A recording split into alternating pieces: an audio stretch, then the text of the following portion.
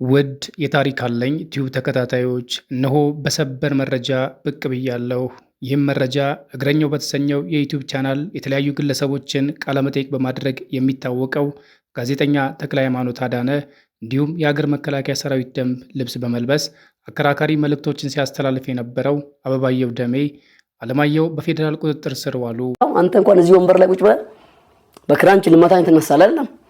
ዓለምን የቀየሩ ጋዜጠኞች ያ ቱርክ ኤምባሲ ውስጥ የታረደው የፌዴራል ፖሊስ ጋዜጠኛ ተክለሃይማኖት ዛሬ በፌዴራል የመጀመሪያ ፍርድ ቤት አንደኛ ወንጀል ችሎት ያቀረበ ሲሆን ሐሰተኛ መረጃ በማሰራጨትና ፍትህ ለማዛባት መሞከር ወንጀል እንደተጠረጠረው ለችሎቱ አስታውቋል። ፍርድ ቤቱም የፖሊስ የክስ መዝገብን ከመረመረ በኋላ የቀረበለትን የጊዜ ቀጠሮ ጥያቄ በመቀበል ለሐምሌ 28 ቀን 2018 ተለዋጭ ቀጠሮ ሰጥቷል። በመሆኑም አቶ ተክለሃይማኖት እስከ ቀጠሮ 2 ድረስ በማረሚያ ቤት በስር የሚቆይ ይሆናል። የጋዜጠኛው በቁጥጥር ስር መዋል መነሻ ምክንያት በውል ባይታወቅም በቅርቡ ከፊንቴክ የመኪና ማጭበርበር ጉዳይ ጋር በተያያዘ ክስ ከተመሰረተባቸው አርቲስቶች ጋር ያደረገው ቃለ መልስ በሚዲያው በሁለት ክፍሎች ማሰራጨቱ ይታወሳል።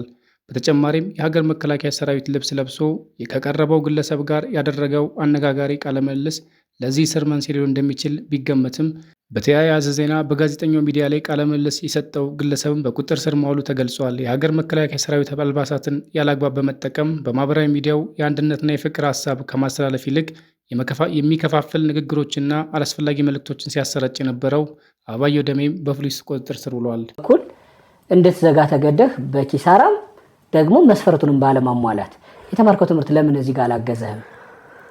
ወዳጅ የሳይንስ ልንገርህ በዓለም ላይ ዝም ብለህ ስማኝ አንድ ሳይንስ ልንገርህ።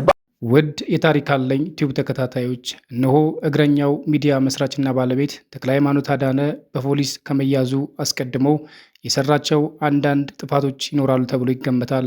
ምክንያቱም በሕግ ቁጥጥር ስር የነበረውን በሕግ በፍርድ ቤት የሚያዝን ጉዳይ ለሱ ሚዲያ ላይ አቅርቦ ሀሳብ እንዲሰጡና የፍርዱን ሂደት በማዛባት መንገድ ከፍተኛ ሚና እንደተጫወተ ይገመታል።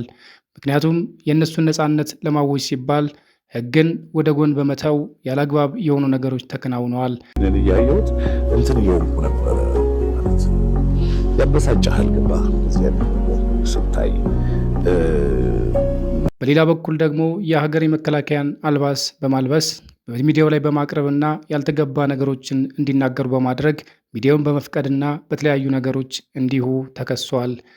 ጋዜጠኛ ተክለሃይማኖት አዳነ ከዚህ ቀደም በዋልድባ ገዳም ላይ የተሰራውን ቪዲዮ እንደሚታወቀው እሸቱን ከእነሱ ጋር ለማቃቃርና እንዲረግሙት ለማድረግ ራሱ በርካታ ጥረቶችን ሲያደርግ ነበር።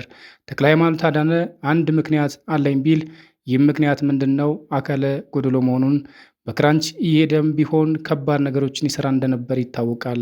ያን ያህል ነጠላ የሚያዘቀዝቅህና እጅ የሚያስጨበጭበ አይደለም። ኢት ኢዝ ናቹራል። ከመቶ ሰው 85 ወድቆ 15ቱ ቢያልፍ እንደውም ያለፈው ነው የሚገርመው። አሁንስ በእስር ቤት እያለ ክራንቹ ተከትሎት ይገባ በዛው ያማኝ ወይስ እንዴት ይሆን? ይሄን የምንከታተልና የምናሳውቃችሁ ይሆናል። የእግረኛው ሚዲያ ባለቤት ተክለሃይማኖት አዳነ መያዙን በሕግ ቁጥጥር ስር መዋሉን ሰማን። በፊንቴክ መኪና አስመጪ ዙሪያ በተደረጉ አላስፈላጊ ነገሮች ዙሪያም እጁ እንዳለበት ይታወቃል። ይህም በሱ ሚዲያ በማቅረብ በሕግ ስር የተያዘውን ጉዳይ ደጋግሞ በመጠያየቅ እነሱን ነፃ ለማድረግ የተደረገበት ሂደት ርቀቱ ከባድ ነው። ይህንንም መንግስት ከግምት ውስጥ አስገብቶ እንደያዘው ይታመናል። ጋዜጠኛ ተክለሃይማኖት አዳነ ከዚህ ቀደም በሚሰራቸው ስራዎች ለቪው እና ለተከታይ ብቻ በማለት ብዙ ነገሮችን ፈጥሯል። ውድ የታሪክ አለኝ ቲዩብ ተከታታዮች እነሆ አዳዲስ መረጃ እንዲደርሳችሁ ቤቱን ላይክ፣ ሼር፣ ሰብስክራይብ በማድረግ ቤተሰብ ይሁኑ። ክራንች አለች። ያቺ ክራንች አሁን ላይ እስር ቤት ይዟት ይገባል ወይስ እንዴት ነው የሚሆነው ነው?